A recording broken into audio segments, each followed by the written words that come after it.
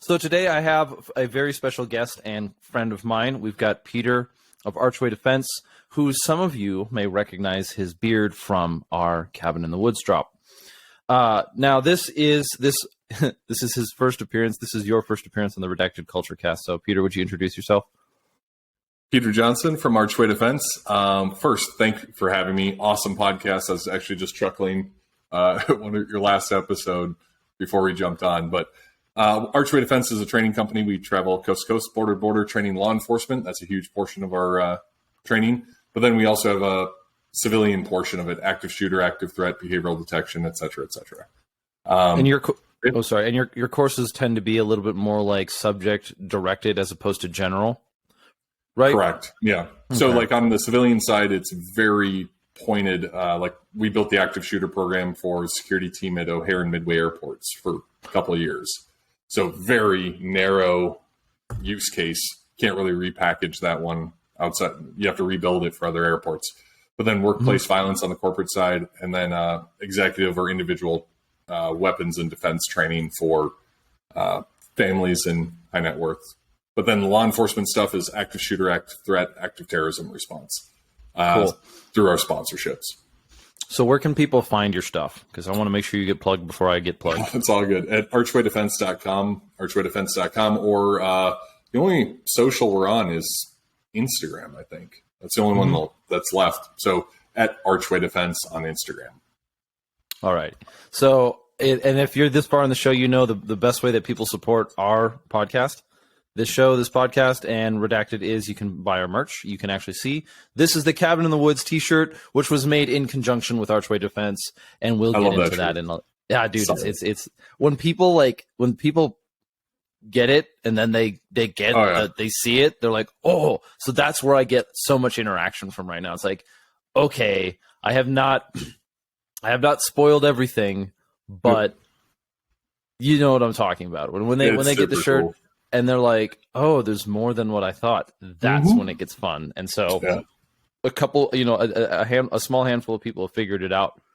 I think a decent number, and they're still pushing for it.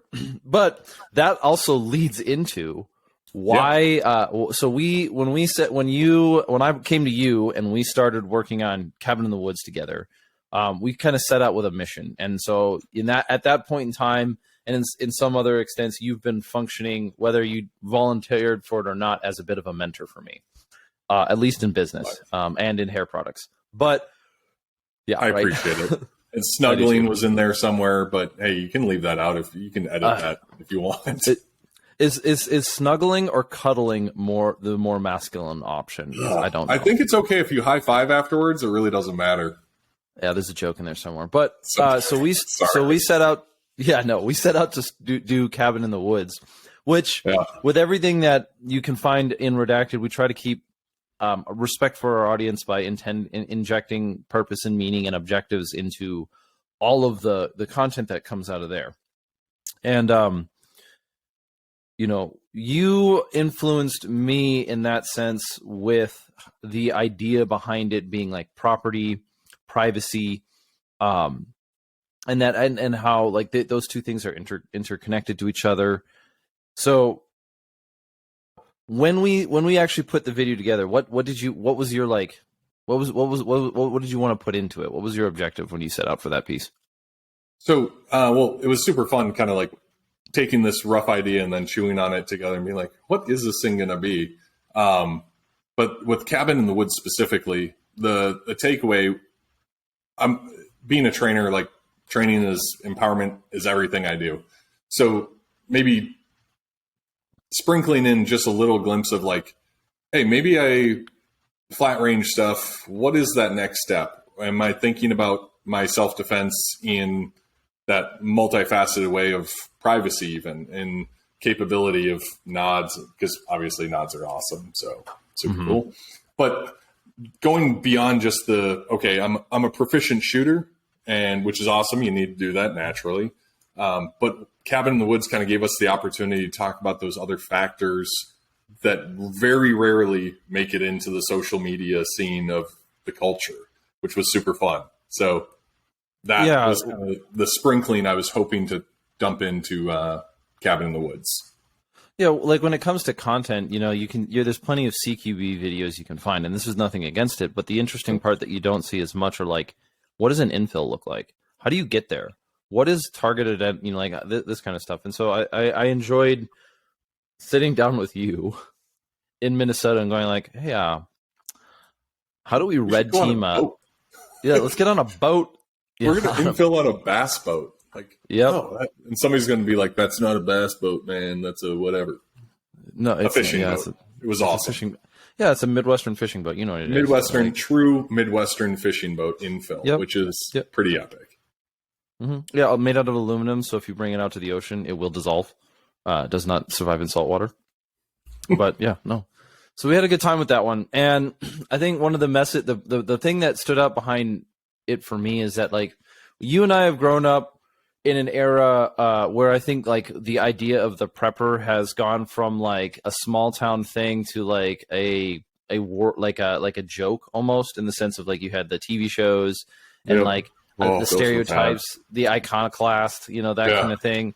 Now and then back to like the idea of the idea of a prepper is still something that like it's a bit of a derogatory term in most scenarios, but even then, I think, naturally speaking, especially as a result of like 2020 and changing political landscapes, the idea of being like self-sufficient is no longer it's not a fringe concept by any means. No, at this point. It doesn't have the stigma as much, and even then, like even if it does, no one really cares.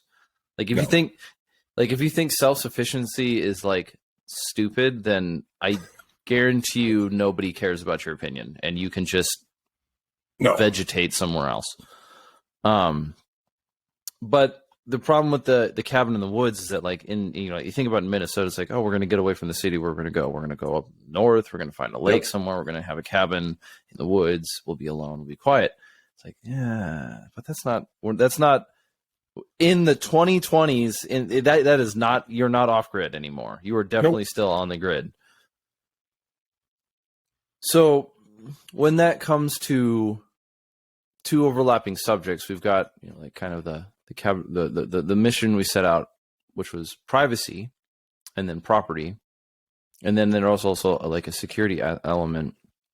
Yeah, I know this is like a very lucid way of approaching it, but the thing that stood out was like it's the owning the AR-15 that doesn't make you an independent person. It's really the idea that you're not being tracked, kind of thing, right? And we wanted to illuminate that there is no hiding in that sense. And you brought up a lot of, I mean, with your background, the ISR capabilities are phenomenal on state actor level, and then even on the individual actor level. I mean, there's stuff that if you want to find somebody, you will find them. And people are leaving their breadcrumbs all over the place on a digital privacy standpoint. And Cabin in the Woods kind of hopefully sprinkled in that little mystique, because I love your style on like the dark, subdued, not spoon feeding the audience and like, oh, hey, cool gun. Yeah, well, the people in gun culture, we're smart. Well, like the people in gun culture are smart people. Like, and hell yeah, we hate. And one thing that veterans hate most is being pandered to, and that applies to so much of the culture, right? Yep. Like, it's probably one of the reasons why like the whole gun bunny phase kind of died pretty quickly. I mean, it's not gone, but it was like it's like short-lived motivation. But you brought up and you've influenced me in regards to cybersecurity and what that actually means, right? Yeah. So can you break down a little bit of the how and the why and how those two concepts of like what we call cybersecurity on the individual level, privacy, what that looks like? Like, well, because I think it can be a bit amalgamous. And how do you set a goal? And then how do you measure victory? Well, and this is where it was super fun with Cabin in the Woods, is to people who have never got into Cypher or crypto, not cryptocurrency, the cryptology, is being able to integrate that in kind of a fun way within the marketing push of somebody looks at it and they're like, okay, I know it's obviously crypto, Cryptography. It's obviously crypto, but like, what is it? How do I figure this out? And you're like, go figure it out. And it wasn't, I mean, it's difficult, but it's not that difficult once you start walking down the road of like, how did a Caesar cipher start? And kind of that genesis and all the way to what we have now, which is much more complex. But Cabin in the Woods, hopefully, and not even hopefully, I'm very well aware that many people reached out and they're like, I had no idea. And they worked to crack that code, whether it was a postcard or shirts. Cough. Different messages hidden within the brand push of Cabin in the Woods, which was kind of fun to at least spark the imagination. We did something similar at the SHOT Show Party 2020 with HK, where we did lock picking. So our brand activation we sponsored one of the rooms. Archway Defense was HK, SOG, Gray Men Co. Awesome event, but we did lock picking. Teaching people how to pick locks is to change your perception of what a lock is and isn't. Like, it's pretty passable. But approaching, let's take the digital side. So Cabin in the Woods, the ability to access the Cabin in the Woods will likely be because of a digital footprint left behind. You can't get away. I mean, even as I'm talking, I've got a GPS here. We have GPSs in our laptops and our cell phones. And it's not to go into this like tinfoil hat shenanigans where you're like, oh, I'm going to live in a bunker and drink my 300-year supply of food or what, I don't know, and never talk to anyone again, because that is not survival. That's, I don't know what that is, but that's nothing that we're pushing. Yeah, I mean, the primary issue with like the bunker solution is it tends to be short-sighted. Like it's like, you know, you hear fitness junkies talk about like consuming good fuel, right? Or you know, in the military, we talked about it all the time, right? It's like, yeah, technically you can wake up in the morning. If you're going to run a 5 mile, you know, you can carb load the night before, or you can wake up in the morning and drink like a Dr. Pepper, and you'll have sugar, some hydration, and whatever, right? You can, but chances are that Dr. Pepper is going to run out of gas at like mile 3, and so you need more than that. And like cheap motivation, cheap fuel only goes so far, and then your sugar crash and whatever, right? Yeah, and then what are you trying to survive if you're just living in a hole? Like, exactly, like the prepper thing is the disaster. The one challenge that the preppers run into, or the preppers, but with that attitude, is it seems like it's cheap motivation. Okay, you've got your bunker, you survived the apocalypse. Now what? Literally nothing. You're a vegetable. Cool. You know, you're a loot drop at this point in drink time. My recycled urine for a year or something. Drink my piss. Like, no. But so the piece on even that prepper side, self-reliance is obviously more where we're pointed, is like, just take care of yourself. Like, have a medical kit, not because you're going to get in a firefight, but because stuff happens, and that you should have the ability to stop bleeding to get to better care, so that you don't die in transit. Like, that's why we have medical kits. It's not because we don't need a full surgeon's kit. I'm not going to do surgery on you, but we do need enough to get you to a better care than I'm capable of providing. And I can't do that if you're losing too much blood and then you drain out by the time we get there. So looking at your digital footprint similarly, or privacy, let's just say privacy similarly as a med kit. You can either try to go to become a surgeon, and that's going to take a while, and you can definitely do it, and it's going to cost a lot and tons of equipment, especially if you do it all by yourself. Or you can try to get an IFAC and be proficient with an IFAC, because we can agree that is absolutely better than nothing at all. So think of privacy as more of a value opposed to an on and off, like a true or false value. It's a sliding scale. So even as we're talking, you brought up how do I quantify like privacy, individual privacy? And I pulled up one of my browsers, and this one is a Brave browser, just Brave, Brave.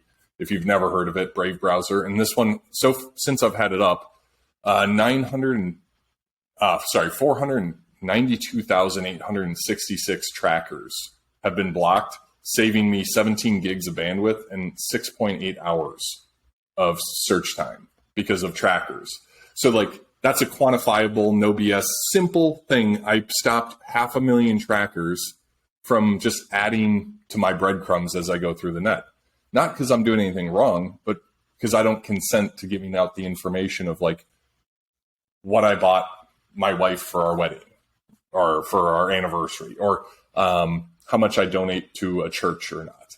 That's none of their business, right? And there's other people who say there's other data points. Yeah, you can go into the credit card transactions. We're just talking about one thing, like a little IFAC. Right? And this isn't even an IFAC. This is like a Band-Aid. Like just put a Band-Aid on, or have a Band-Aid in your house so that if you need it, you can use it. So when you're looking at privacy, think about it as just kind of trying to reduce some of that digital footprint that you leave as you go through the web or go through your interactions online. And I think that's probably, hopefully that's an easier way to approach it, other than this huge daunting task of becoming a digital privacy surgeon, going through years and years of training to become a red teamer or a pen tester or something like that. Okay, so let's what is a pen tester? Because I know what red teaming is. Penetration tester. Oh, yeah, got it. Yeah, military guys would call it like Op4. Mm-hmm. But a red teaming makes sense, yeah. Yeah, like an Op4, Opposition Forces. Your red team. There's a great book called I think it's Red Team. The actual book's called Red Team. Phenomenal book on red teaming as it relates to business, which is from a physical standpoint and also a psychological standpoint of ripping apart your beliefs or your products and saying, okay, group one, you're in support of this one. Group two, you're in opposition of this new product. Once you've all kind of pled your case, swap. Now defend it and attack it. And now if you're being honest and you follow some good red teaming steps, you can kind of rip stuff apart. Well, that pen tester, red teamer kind of thing, that would be the equivalent of going into that upper echelon of surgeon, which you can absolutely do. Like go take courses on Udemy, on UDMY, online college. Basically, it's like Udemy, $19, take a ethical hacking course if you really want to go into like the nuts and bolts. But for most people, they're not going to do that. They don't need to do that. It's simply understand what's being collected, which right now is almost everything, unless you're doing some type of mitigation.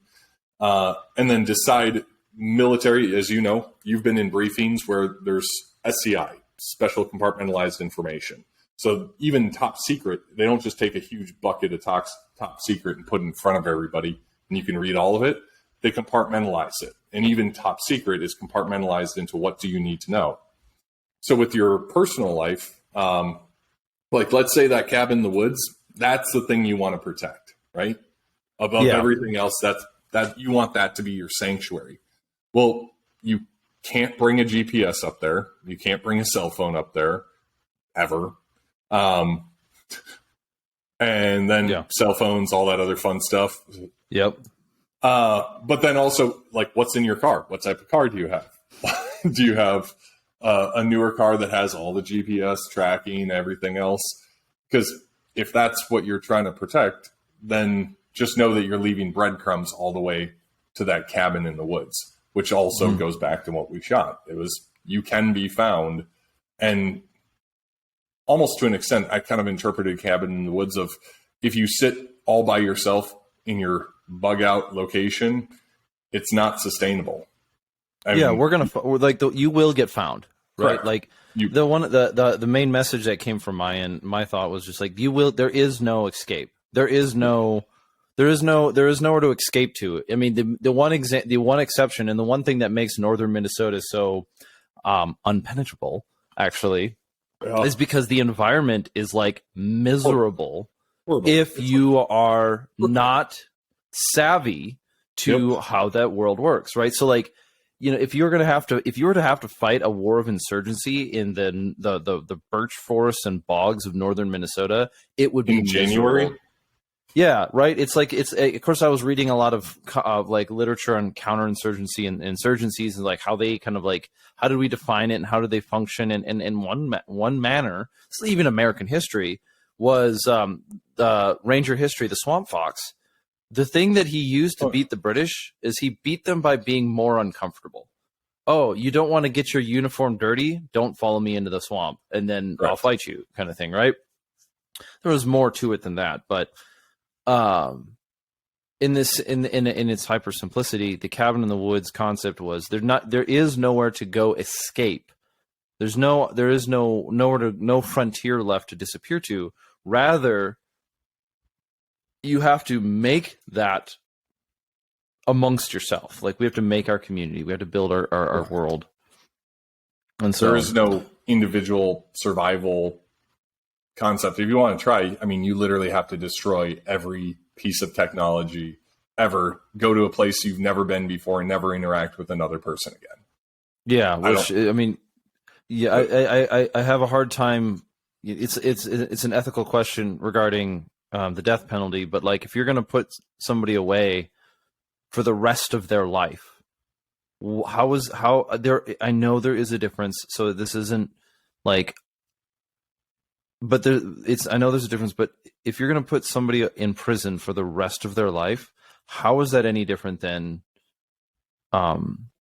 capital punishment? Like, they're going to eat, they're going to sleep, they're going to read, they're going to go to the gym, they're going to make friends with other people within the prison system, but like, they're functionally dead, right? I mean, so if you're going to isolate yourself from the world, you're at least not producing the next generation or well, I would argue, just from a mental health standpoint, that I'd love to have like Jordan Peterson's take on it or something. I guarantee he would probably advise against that type of behavior, because it's so unhealthy for an individual not to have a support network of good, caring people that actually appreciate and love them for who they are. And right, we're not talking about kumbaya stuff, but like family. That's what we call family. And then you have your ring outside of family, which is family and friends. You're included, obviously. It's like those people that you trust that are good people, that are trying to do the right thing. They're walking the walk as best as they know how. That's what makes life, the guns and everything else, the gear. Yeah, it's cool. But at the end of the day, it doesn't matter. We're not going to get buried with any of it. And even if you are buried with it, you don't care because you're dead.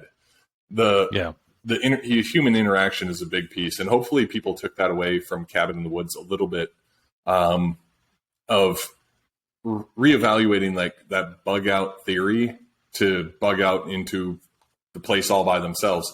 Instead, build up a community, whether that's right in front of you or it's a community in the woods. That's great too. But build up your local community of intelligent, self-reliant, honorable people. If you do that, yeah. How do you do that though? And I think for me, and it was just eventually one day going, oh, I just need to talk to people. Like, okay, I want to start a business. Peter, you run a business. How do I start a business? And you're like, okay, kid, here you go. I'm like, all the mistakes I said. Here are all the mistakes I made. Mm-hmm. I've already paid for them. Please don't do them again. So, and that's that classic, like in the military, you find somebody who's already been there, and you're like, hey, how did this go south on us? Oh, went south here, here, and here. Do this, and you'll be better off than we were. Okay, awesome. Mm-hmm. And that's how we elevate. But to answer the question, like, how do we build up a network? There's a book, How to Win Friends and Influence People. Yep, classic. It should be on everybody's reading list. I guarantee it's on that bookshelf somewhere. I think it's up there. Almost guaranteed. How to Win Friends and Influence People. It's up there. Perfect. Why am I not surprised? If you don't give a shit about people, this industry probably isn't for you. If you're in this gun industry and you just fucking hate everybody, pardon me, but what are you doing? This is the whole point. Maybe I'm an idiot, and I could be, but the whole point of this industry and this culture is preservation of life, if I'm not mistaken. I mean, the gear is cool and everything else, but why we EDC is preservation of life for ourselves and others, right? Why would you carry a gun that's more accurate? Outside of hunting, we're talking about like self-defense and everything else. Mm-hmm. Why would you carry that the rounds go exactly where I need them to, and it doesn't hit somebody who doesn't deserve that professional violence? Yeah, that's preservation of life. At the risk of sounding a bit pretentious, and is that I know I get it, because it's like a little bit of the like one-upsmanship of better definitions, and I can fall trap to that. But it's like, I think the whole gun culture is really about being responsible to your community. It's really like it's ownership. I am here. This is mine.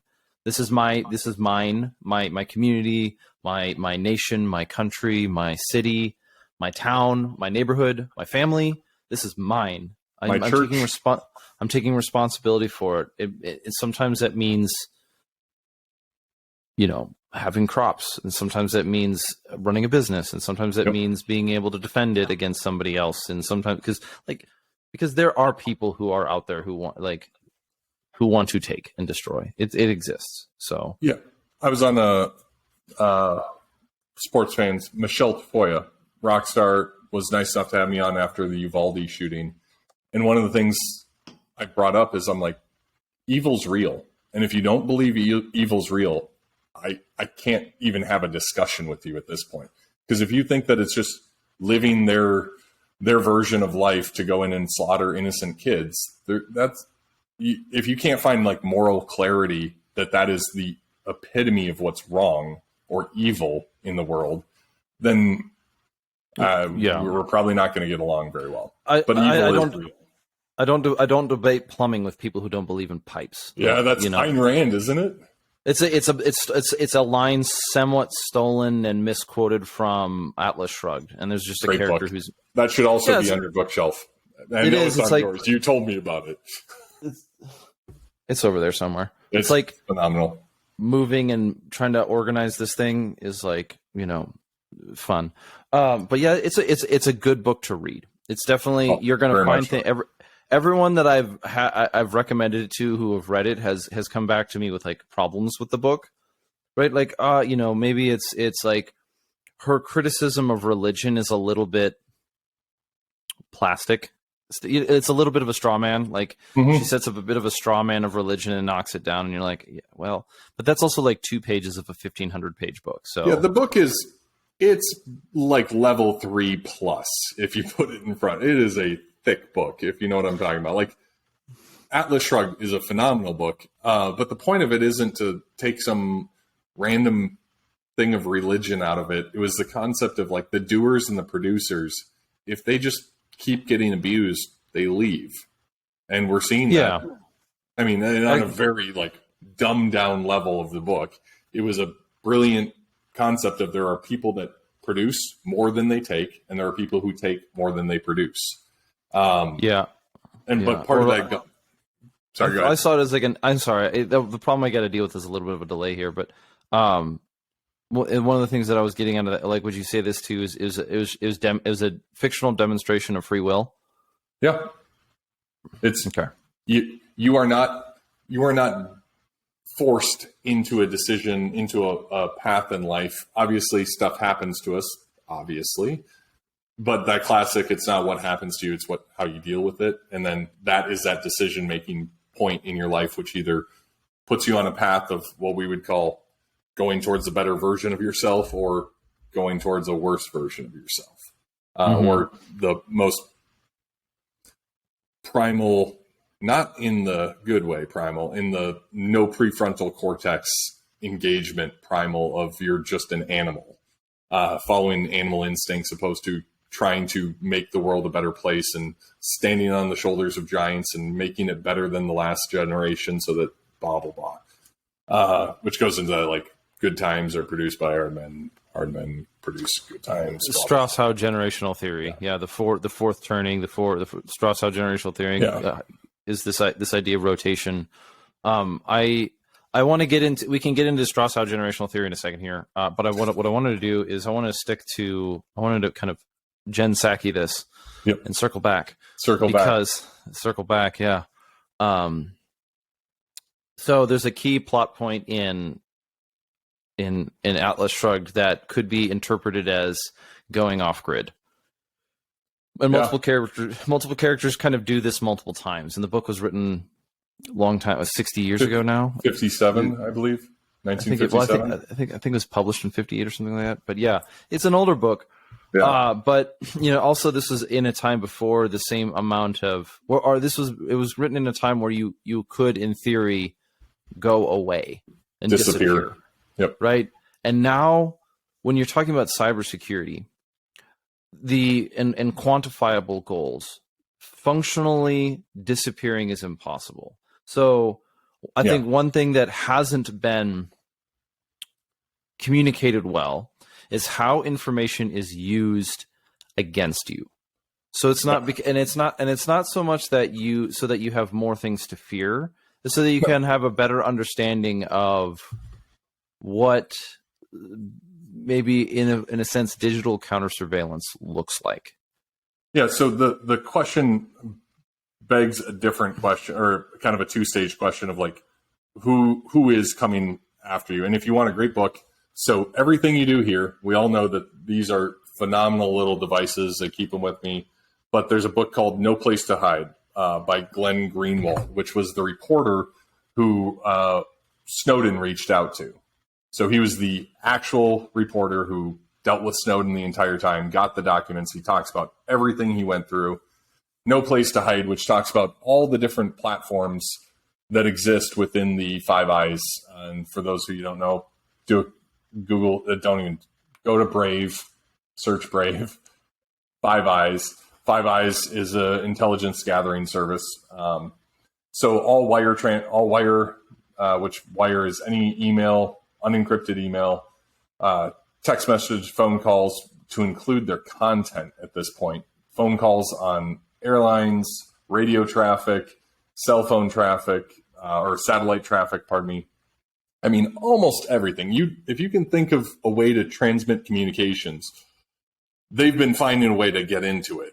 By they, I mean state actors. So we take the state actor piece, put it over there, and then you take individual or like terror group or script kiddies. Like, I don't know if you guys know the term script kiddie, or I've not heard that term. So it's a derogatory term towards a hacker who has no real skill other than running just copied scripts that they found. So they're not actually the ones like creating a script. They're just using someone else's work and attacking people with predetermined open source attacks. So they're not super talented, just talented enough to use the tools. So script kiddies are kind of the lowest level actor that could come after you. Okay, does that make sense? Yeah, it makes sense in the sense, and as a metaphor, like I ordered one of those flippers. It hasn't arrived yet. Awesome. It hasn't arrived yet because I think it got held up by customs. Yeah, I'm super excited about. So let's say you use a flipper and you go on to GitHub or whatever, and you throw a new firmware package on there, and you start running scripts. You would be acting as a pen tester script kiddie, if you will, because you didn't develop the content, but you know enough to get it to use. Nothing wrong with it, but that's the level of skill set initially that you would be at. So then, I didn't invent C4 either, but I used it to blow open a door. It's just as deadly if somebody knows how to detonate it. So when we're going back to privacy, what are we looking to protect from? The big complex, and by the way, that's government and private sector, because it's so intertwined now. You can't really. It's like pee in a swimming pool. You can't separate it. You can just get rid of the pool, but it's intertwined. Then you have the individual actors or organizations, anonymous types for people but there's other hacker groups out there. And then like script kiddies. And then you would just have asshole people who want to do something because they know you, they don't like you, and they just use open source, which is like Googling your name, figuring out where you live, finding your tax ID or finding property tax, finding anything online. And they have no skill set other than just some patience to hack through the internet a little bit and find information on you. So these three kind of pools that we have is the government, corporation, big state actors, groups of politically motivated, which they probably wouldn't be targeting you for the most part, unless you're a corporation or high profile, etc. There's a reason they're going to use their resources against you. And then that little group of smaller individual actors, script kiddies, or people with a a grudge against you. Okay, so 3. Yeah. I'm just going to redefine this, making sure we're talking about the types of people or positions or places where information where the information that they can access about you will be valuable to them for some reason. Correct. So if so what you're talking about is state actors, the government. Yep. Will have there's a reason why they want information on you. Like one of them would be taxes, right? They want to know what you made and try to have a way of verifying how much money you have made, so they know how much they're going to take from you, which really challenges the ethics of taxation. But that is not the purpose of this conversation. Then the next one would be non-state actors, but they're the main thing that differentiates them between the state is they're not in no way, shape, or form interested in law enforcement as of your information. So their information might be purely malicious, trying to steal something of yours. Their operation might be not malicious in the sense of like trying to gather data on enough people so that they could sell that to somebody. Because maybe the corporations would be doing that side of it. Like the metadata, grabbing that huge data set, that's going to be corporations building it into the back end of their programs. And then, but I'm trying to think of like different ways that would work is that you have the government could be / big data. Government / big data. Then you have what was being referred to as non-state actors, which is unfortunately a very wide description from domestic terrorism on one end to like somebody who goes after celebrities to make money or fame or something. Or then a group of literal nerds sitting together and they create a group of hackers that they just want to F with people, right? And they're 4chan, like that's what they do. And it's like a skater club, but with code. They just want to go punk with people. And then the third is not only the amateur, but it involves somebody that just is basically a grudge holder, like somebody who doesn't do this professionally, doesn't really, so that the information that's relevant to the government is basically everything. The information that would be relevant to the hacker group is also, again, basically everything in the sense of you give them. Yeah. And then the third group is going to be usually low skill, high motivation to hurt you. So government, high skill, high complexity, not always a desire to hurt. The second one can fit in that category too. But once that flip changes, that flip is switched. As you know firsthand, when the ISR apparatus of the government turns on one person individually, they will literally destroy a country for that person. So if it flips towards you and literally the NSA is targeting you as an individual, you're done, son. You're done. There's nothing. You better have a ton of really, really good lawyers and reporters who are honorable to keep you alive. Your biggest offense at that point in time will be public. It will be the public. Yeah. It's almost in like a pseudo Maoist mentality of like, you have to be in the crowd because they can't bomb the crowd. Correct. Well, I mean, they can, but they wouldn't. So then we take these 3 buckets and we look at the data. Here's the fun part. The data you hand out, those breadcrumbs that we sprinkle all over the web and through our day-to-day life, it's the same data set. Like, you can reduce your footprint across the web and reduce all of their access to points of vulnerabilities within your life or your family's life on a digital standpoint. So you go in your home. I always laugh my freaking mind off. Like I meet people who are preppers or whatever you want to call them, or self-reliant individuals and high net worth people who spend a lot of money on guns and training and armor and properties in the woods and all this other stuff. And I come in their home and they have Alexa. I'm like, like, do you have any idea how easy it is to break into that thing? And now I have a listening device in your home. Do you think that's a point of vulnerability for you? It turns into a literal wiretap. It's an actual wiretap. And which if you want to use it, that's fine. Just use it knowing that it is recording you. constantly the KGB is just rolling over like in its grave. Like, oh my gosh, why didn't we think about marketing it as? I couldn't even imagine this stuff. Like we talked about like the telescreen, and it would jump on and it would record you. But if you were in a blind corner of the house, it couldn't see you. Like George Orwell couldn't even have figured this out. How do we get a wire? Yep. How do we get a wiretap in everybody's house? Give it a plucky feminine voice. You mean it talks back? Yeah.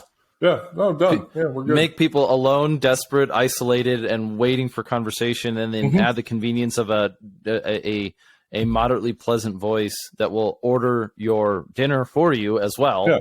Like, and then it's like, they'll put it in their home. Yeah. But they'll actually carry it around with them. Hey Siri, as you can tell, mine's deactivated. But I'm not saying that this is foolproof, but I'm saying, why are you leaving breadcrumbs knowingly? Like, if you want to reduce your footprint, just start reducing your footprint, and that reduces the data points that people can bring back into you. Instead of go ahead. Having a wiretap in your house alone isn't enough, right? Like then, because what are they going to do? Like, are they going to record the conversation, your arguments with your wife? Are they going to, or how you talk to your kids? How you yell at the football game, or whatever it is? Like, the problem that I think is hard, that doesn't get communicated, and even I think where cybersecurity specialists fail all the time is they never really, like, oh, you have a wiretap. They will tell you that you have a wiretap in your house, which either creates paranoia or just like or normalization, right? Yeah, like they're like, I've got nothing to hide. It's not about hiding. It's, let's play this out. Let's say a misconstrued conversation. Fair enough. Mm-hmm. Somebody gets context. You and your wife are having a conversation, and it becomes misconstrued due to audio only that something happened. X, Y, or Z doesn't really matter. Somebody has a copy of that recording, and now they're like, oh, well, now this is an opportunity, a vulnerability for blackmail, because even if you did nothing wrong, the appearance that you did is evident by the audio taken out of context. Then the state actors, let's go to the state actors. Let's say, for whatever reason, not that anyone would, but you would take a government entity and politicize it against political opponents. Never happens. But if it did, wouldn't that be an interesting data point to like? Sorry. I know. I'm sorry. It's so blatantly obvious. But where's my backlighting? I need to make the walls red. Actually, you should have a button for backlighting. But that's what I'm talking about. Like, it's not about what you did right now. It's we've already seen that even in the past couple of years, what you say years ago, they'll try to cancel you for today, even though it was completely normal, completely acceptable, et cetera, et cetera. But now it's like faux pas. So now you're on the outs. And why are we feeding that machine even more? So let's go to the state actors for a second. Okay, the classic one I hear, and I'm not a cybersecurity expert. I have really smart guys that do programming for us, software engineers. They're brilliant. I write code. I'm basically an idiot at coding, but just enough where I know how to jack up any code I touch. The state actors, they have armies, literal armies of cybersecurity professionals, etc. So they're collecting your SMSs if they're not your text messages. If they're not secure, they're collecting your GPS location on your cell phone, your smartwatches, all your Facebook, your search engine history, et cetera, et cetera, et cetera. Exactly. Mm-hmm. Then here's the really fun part is like with your cell phone, let's talk about why this matters. You take your cell phone, like you and I have sat in the same room together, correct? And we've had our cell phones at that time. So what happens is even if we never communicated with those two cell phones, there's a thing called mapping that takes place. Your cell phone is mapped to another network to include the Wi-Fi. So let's say you log into my Wi-Fi at my house because you've been to my house. You log into the Wi-Fi. Well, when you do that, it maps the network not just to my Wi-Fi, but to every device that's ever connected to that Wi-Fi and creates a grid of everybody you might possibly know. Then it starts adding. Go ahead. When you're talking about mapping, you mean it's building basically a web way of connection. So I know that Peter Johnson has this cell phone number with this equipment, right? With this equipment. Perfect. Whiteboard of truth. So You take target individual 1, and we use this literally, or it is used. I don't do it work anymore. I just play with guns and grow beard. But you take target individual number 1, and let's say, and this is actual work, they're in Yemen for whatever reason. Well, their cell phone, right? We have a little signal that comes off, and their cell phone, I'm an artist too. Their cell phone's throwing out a little signal, and it happens to hit a couple of cell phones next to them. And it happens to hit this one 3 times. We can now map that network and add it as a +1 to this person's network. Even though there's never been communication between them, we know that they've been in proximity more than the average around them. So therefore, we can identify this person as likely an associate or a possible associate of the target 1. Now play this out to its logical conclusion. The more data points that we give, and the more consistently we give data points of who we talk to, they know your network. Does that make sense? Mm-hmm. Yeah. So like that's mapping. Yep. And so there's rudimentary level. So there's one place that you absolutely don't want to be. Then is in a position where someone has reason to target you, whether it's through affiliation or through whatever it doesn't matter. Malicious actor none of this matters. But even let's just say it's the state. You don't want to be in a position where the state has reason to go from that we know that your data is out there to specifically targeting your data, and you're not well connected enough in such a way where you become kind of an impervious target, right? Yeah. Like a really good example would be there was or in recent history there was the NBC reporter or the ABC reporter. There was a guy who was reporting on, I think he was investigating Hunter Biden and just went missing. Yeah, if I'm not mistaken, nobody's seen him for 6 months. Yeah, yeah, right. So the issue is, even though the issue with that is that his absence was noticed, right? Like if my neighbor, I didn't see my neighbor for a year, I would notice, but would that be relevant to the world? I'm not sure. Probably not. But I mean, depends on your neighbor.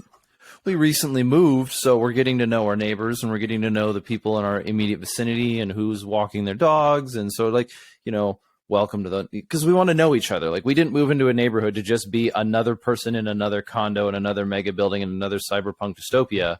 It's like, whatever, right? Yep. So we actually do like to know our neighbors.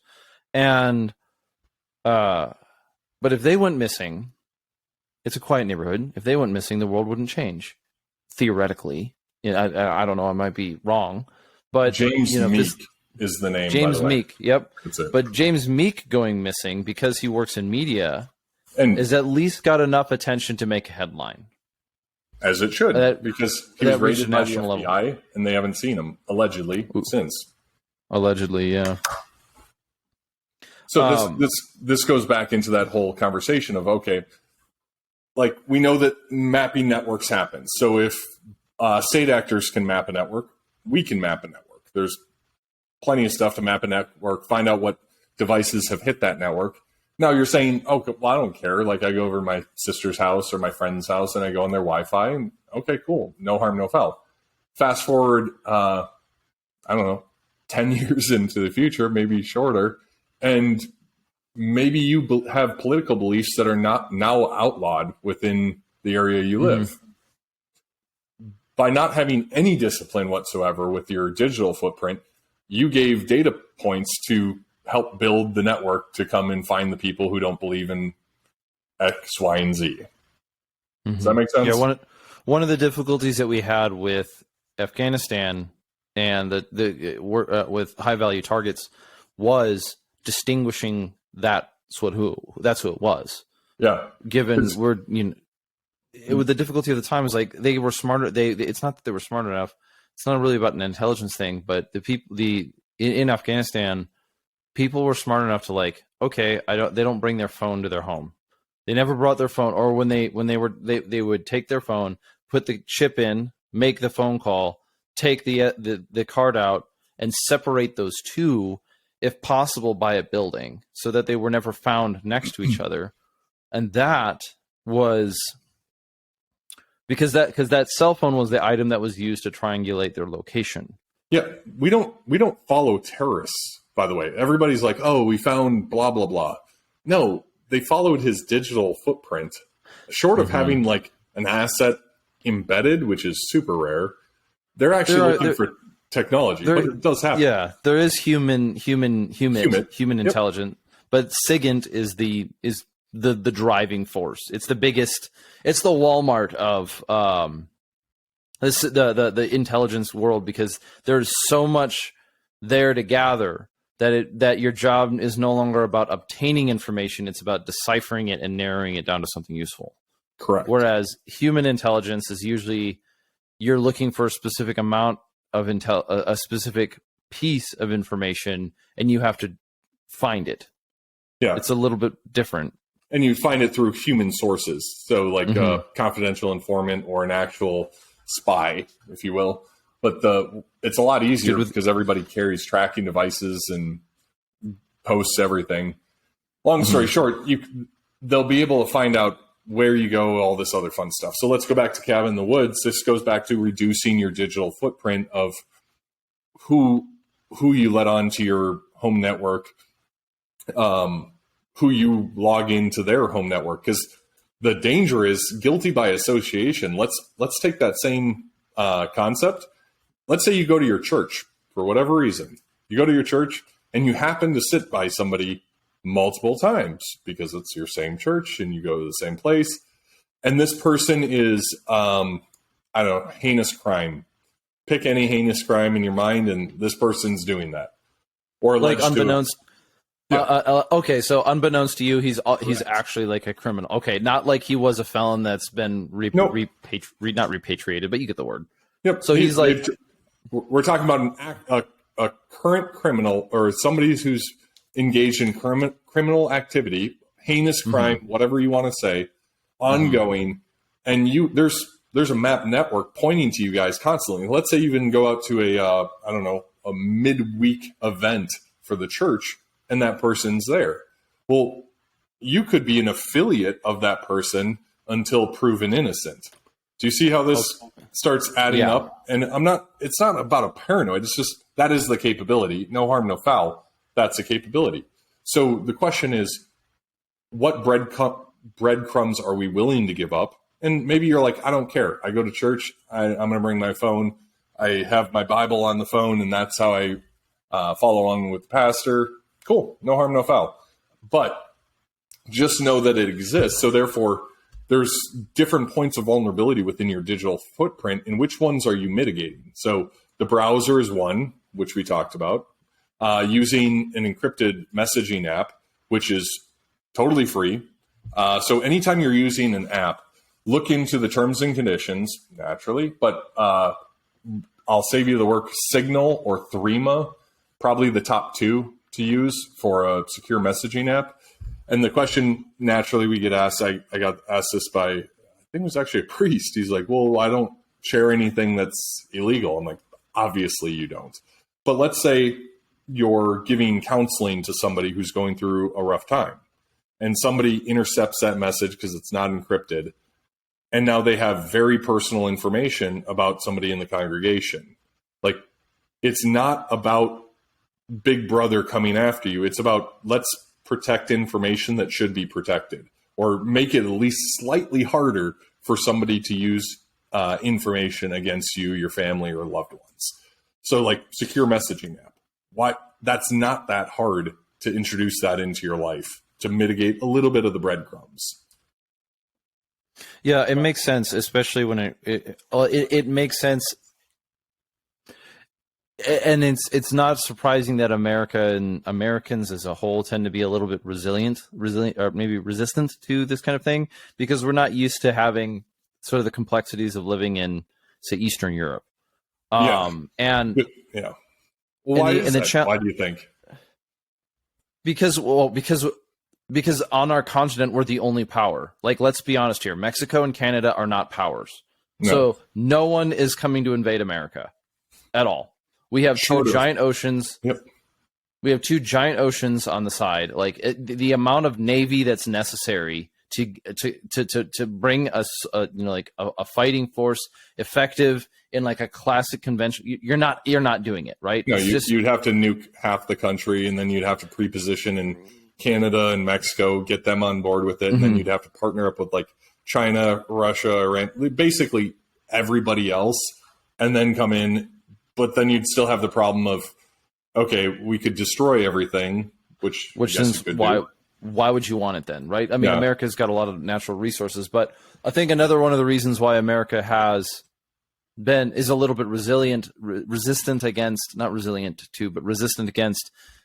data mitigation is because on our own, at least our own government has not very, very publicly in such a way that to the level that we've seen in other worlds, like the Cold War and communism, we've not seen it go after its own people as nearly as much. And this you is haven't not to say been aware of it. Well, I will absolutely push back from that. The American people are not living in fear as if their neighbor is an informant 30 years after the Iron Curtain. Yeah, right? That's a different. I think the technology is a good and a bad thing, but the fact that most Americans, I think, are completely asleep at the wheel of what they're actually getting taken from them on a daily basis and how that data is being used against, and it can be against them. There's a huge IRS thing for conservative 501c3s. And that happened. Like, nobody wants to talk about that, but that was the financial enforcement arm of the government making decisions based on a political belief system. And that's just a simple fact. We've got the 87,000 IRS agents, right? We've got all these other things going on which are being trained to shoot, and it's like so I'm not saying that there isn't a threat and there isn't a concern. It's that we have to we have to approach it not reasonably, but we have to approach it not with humility. There's a word I'm looking for and I can't think of it right now. But to the extent of, you can look through America's past within the agencies and the intelligence systems gatherings or the intelligence gathering apparatus, and you will find plenty of skeletons. Oh, you'll find 100%. Yep. Right. You'll find plenty of skeletons, plenty of things that make Watergate look like nothing. Right. Like MK Ultra by itself, you're like, who signed off on this? Like, and that's not a conspiracy. Go read it yourself. Like, I don't care. But what? Do you think that there's a chance that we haven't taken privacy more seriously is because for a long time, I mean, growing up, we assumed that our Constitution stopped that kind of behavior from being, when we're talking about state actors, obviously, and this technology piece, basically 90s to now is really where it got, and post 9/11, right after with the Patriot Act, that brought it to a different level. But I think it's, for most people, it hasn't become personal yet. Yeah.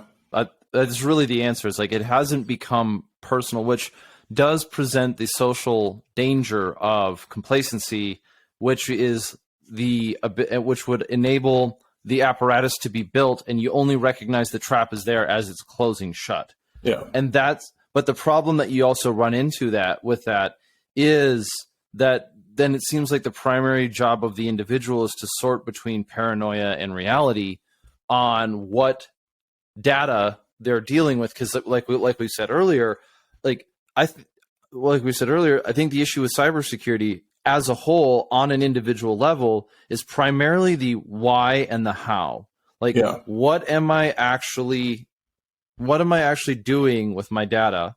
Because that can mean anything. And don't get me wrong. If the day comes, to be clear, if it's even already here, the trigger hasn't been pulled yet, so to speak, that there is an entire apparatus of the state that has been designed and trained like bloody stormtroopers to march through the cities and find all the people, the Christians or the Muslims or and this is actually the blank, whatever it is. Yeah, right. Like it's like, you know, it's one of my, I read a book this year by Malcolm Nance called They Want to Kill Americans. Okay. Oh yeah. And it's pathological, by the way. Yep. Like I feel bad for Malcolm Nance because it's absolutely pathological, but he has this idea that the conservative movement in America wants to impose I'm going to use their own words, Christo-fascist God, Emperor, Dictator, Donald Trump, so they can personally create the old guard or whatever it is that's just going to run through the country hunting gays and black people. Oh, and it's like, dude, this isn't even like, you couldn't even make this into like a cartoon movie. It's so unbelievable, but he's committed to it, at least in his book. There's a very reasonable chance to believe that Malcolm Nance doesn't even believe the own piss water he's making. But, it's interesting to say that because he's basically painting the world as if you don't become a communist, the white Christian males will hunt you down in your home. And so we need to send the government after them. And you're like, oh yeah, okay.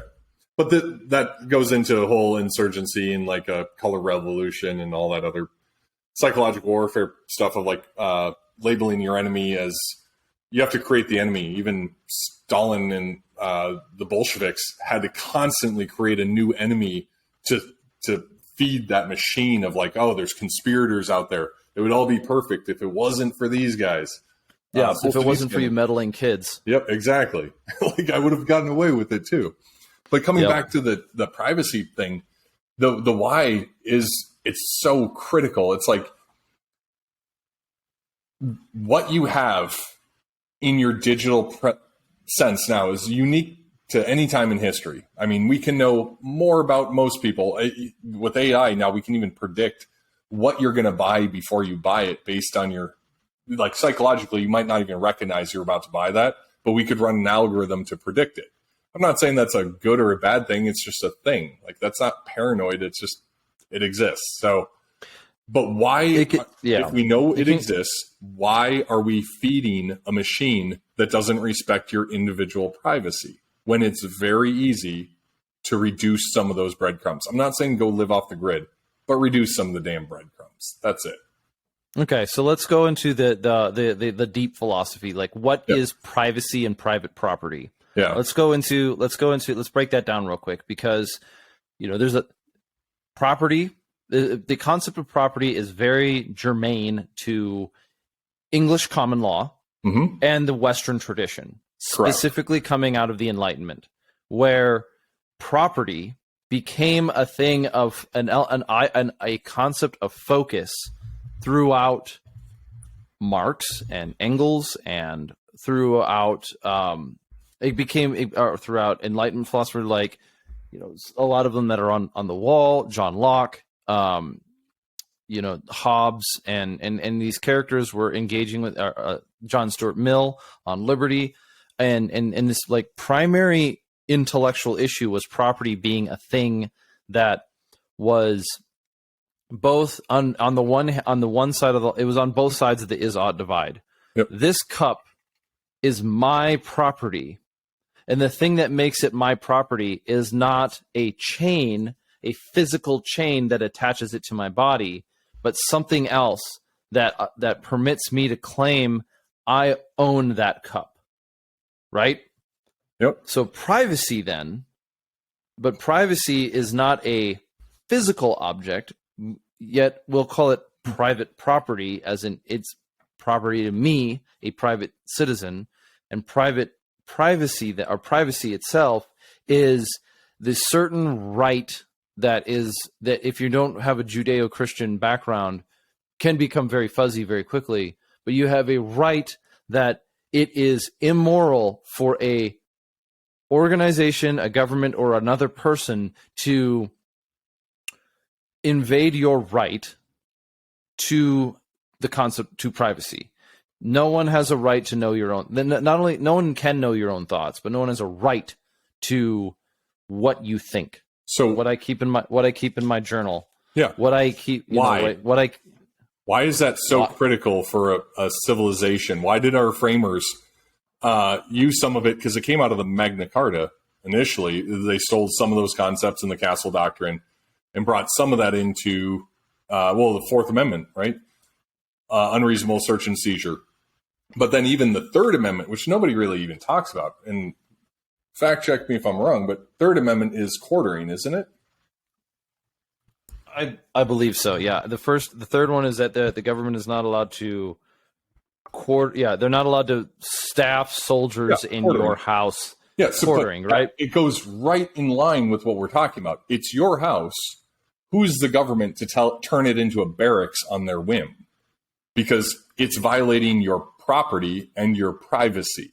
So this was framed, this concept of privacy and property wasn't just Cabin in the Woods. This has been framed as a bedrock of our country. And the First Amendment, right, the right to free press and say what you want, as long as it's not the classic fire in a movie theater, etc. But this concept, which I think has been debunked. I think the whole fight, you can't was it you can't say fire in a movie theater unless there's a fire in the movie theater. Yeah, it's a Supreme Court. I believe it's a Supreme Court ruling on the First Amendment. But what I'm getting at is you want to talk about why? Why did the framers take all these concepts, the best they could put together, and wrap them up into a Bill of Rights so critical that it would include property and privacy right off the bat with self-preservation in the Second Amendment? Why is that at the bedrock of everything that comes after it? When you ask the question why, are you trying to answer what was the motivation of the person writing the document? Are you trying to say what is it? Are you trying to distill it into truth statements and then determine whether or not those truth statements are true or false? Right? Are you? You know what I'm saying? What was the higher order reasoning behind it? Not just because we know what they studied. We've read the Federalist Papers. We know what their motivations were to an extent, to a pretty good extent. So we know the framers' motivation, underlying motivations and their backgrounds, their education, etc. But from a higher level, just a 30,000-foot approach for any civilization, why is privacy and property so critical? And this will make way more sense now when you try to do anything to mitigate your breadcrumbs across the digital footprint. Once you understand this is the entire thing right here. It's okay. So I know we're getting into it, and the reason I'm trying to be very clear in how we approach this one. Why is not so much a question of what is the pragmatic value of it, right? You could because you can make the argument that a society which is allowed privacy, let's just say allowed, it's not correct, but it's allowed privacy, will as a result of having access to privacy, pursue private goals that as a whole will lift the entire country up. This is an argument that somebody can make.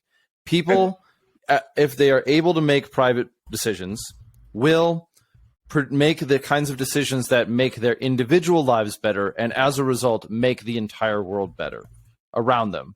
Yep. This is a theory. You can debunk it, or you can challenge it, or you can argue it, but that's not the same thing as saying it is ethical. It is an ethical tragedy or travesty, or it is a breach of ethics for a government to violate the privacy of their citizens. Those are completely, you have a pragmatic, it's when people have privacy, they do more good things. Yep. Or you have an ethical negative argument saying it is immoral for a government to violate the privacy of its citizens. Now, let's take both of them and kind of bridge them for a second. Why is it immoral for the government to do that? So because we can agree that the first argument is it's a sound argument, and I think even Harvard and Stanford have done studies that there's higher prefrontal cortex engagement when somebody knows they are not being filmed or monitored. There's more amygdala firing, which is your prehistoric portion of your brain, which reduces prefrontal cortex engagement, which is the rational thinking of your brain. So you're actually not at your best when you know you're constantly monitored, even if you don't acknowledge it. And a good example of this, and an easy way to demonstrate this is I don't know how many people talk to themselves. I'm not saying that in a weird social kind of way. But I drive all over the country. I'll say it. I talk to myself. I'm talk to myself all the time, right? I don't care. But like, you know, or you can say like, I can think of an idea, write it out just on a piece of paper. Okay, now think about that idea and give a speech to nobody. Like, try to talk through that problem, and then set up a camera and try to give that same thing all ad hoc. And you will be able to tell a difference between you understanding the concept and explaining the concept to no one, or you explaining it knowing there's a camera watching you. Right? Yep. Oftentimes I can sound a little different. I sound different when I'm talking to a person than when I'm having an interview with you in this camera. 100%. Because we know that the documentation of the record is so immutable to an extent without manipulation that we have to be very careful about the words we use out of respect for the listener, to ensure that they're hearing and understanding our message with the intent which it was given. Now, you take that out of this conversation and go into the real world. It's called the observer effect. If you want to look into the studies, the observer effect, where people act differently and there's more historic or the amygdala firing when they're under surveillance, which means that you cannot get to your highest order of being if you're constantly being surveilled, which the argument is that is why the government does not have the moral authority to do that to everybody at all times, because it's counterproductive to a high functioning society. So those arguments come together because of it. In my opinion. So the assumptions there are, it is always good in all scenarios that a government a government be organized to prefer higher performing population. That's an assumption. It's a fair assumption, yeah. I mean, and when I'm saying an assumption, I'm using this in logic, not in like ethics. I'm not evaluating the legitimacy of the assumptions. I'm just, it's a well-formed formula. Yes. The assumptions that must be necessary to come to this conclusion is one, that it is better that a society is higher functioning, right?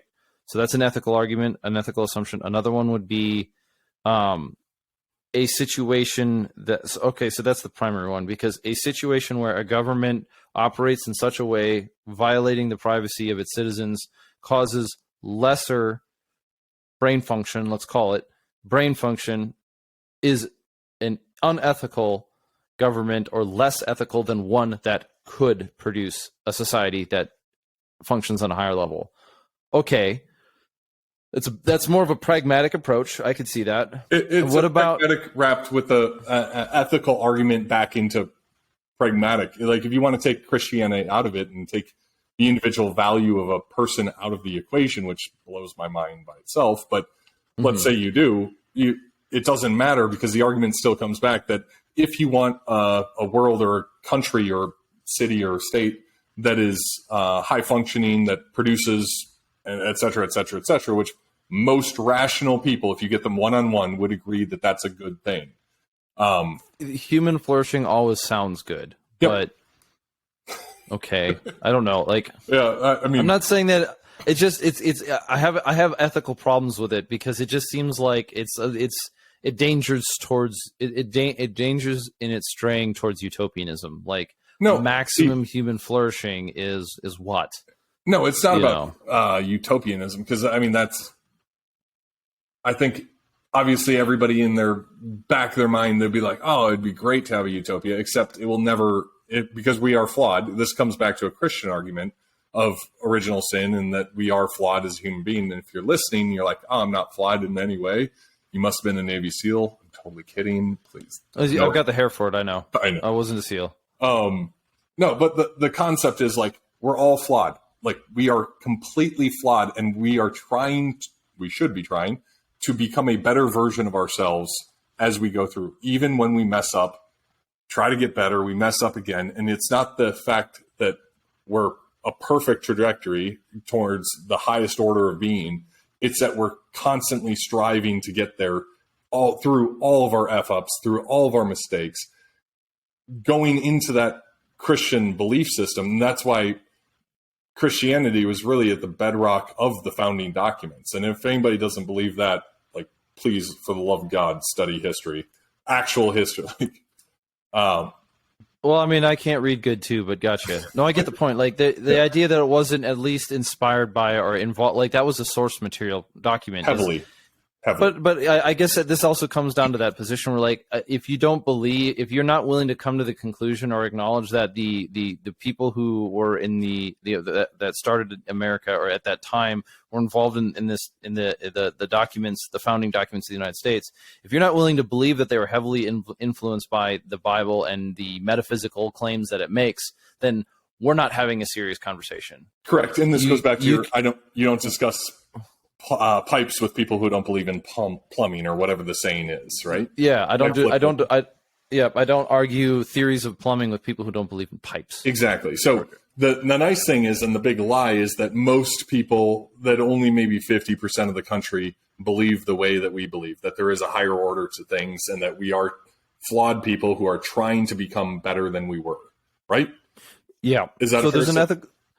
I don't know about percentages because it's a really hard. Like, I'm not in a. I don't know about percentages in the sense of that, but I do know I can make the claim that there is at least one of the challenges that the United States is saddled with is people holding completely different worldviews.